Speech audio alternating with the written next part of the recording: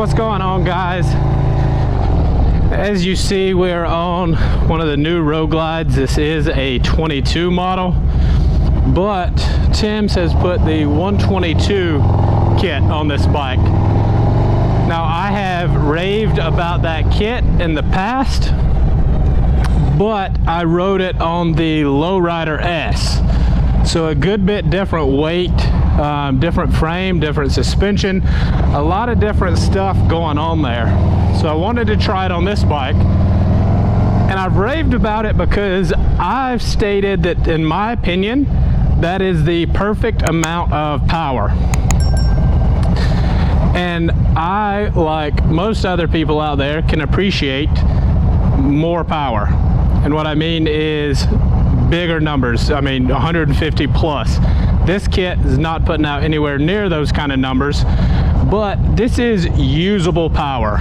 So when I took that Lowrider S up to the mountains, it was perfect in the curves, and that I could just put it in like second or third gear, and it had power the whole time. The front end didn't want to lift out of the turns.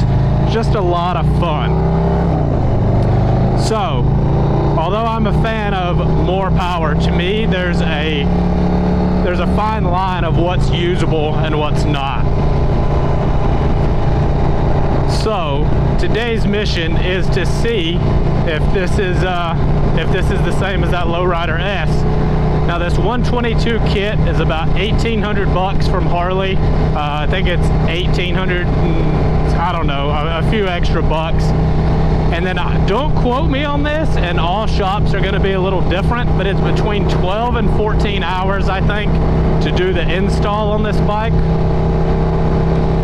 And this kit's going to consist of new jugs, so bigger bore, obviously, new cam, high compression pistons and rings, and then obviously all the other little things you need with that.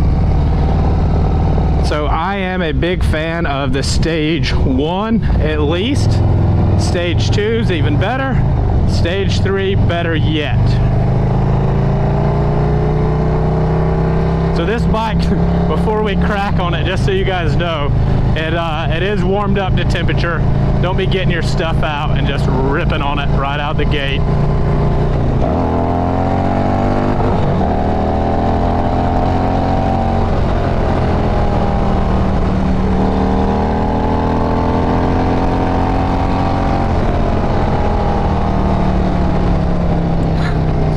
So I think it's safe to say that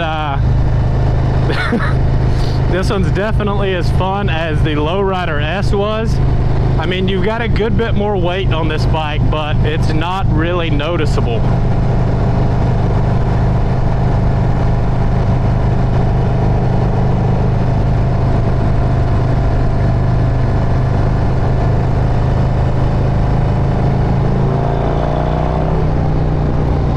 Doing like a third gear roll on here, you know, third gear, decent like cruising speed for these types of back roads, about 3,000 RPMs.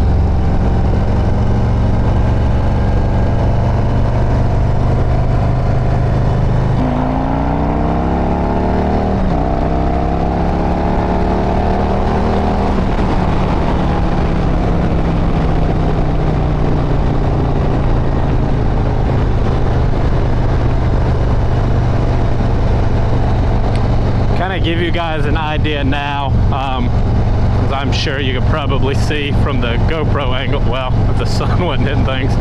Fourth gear, 3,000 RPMs, 55 miles an hour, great cruising speed, good RPM range. I like to keep my RPMs a little higher, so if I do want to get in it a little bit more, I don't have to drop a gear. So I typically run my RPMs a little bit higher than some.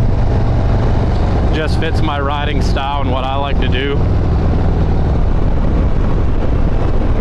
If we can get a clear shot away from the traffic here, we'll kind of roll on it. I don't know if you can see, but I've got my buddy Daniel back there behind me. That's how we're getting the extra angles. Wait on this traffic to clear.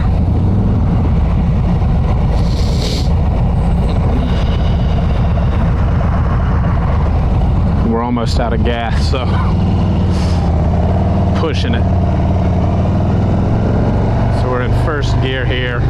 We'll drop the hammer.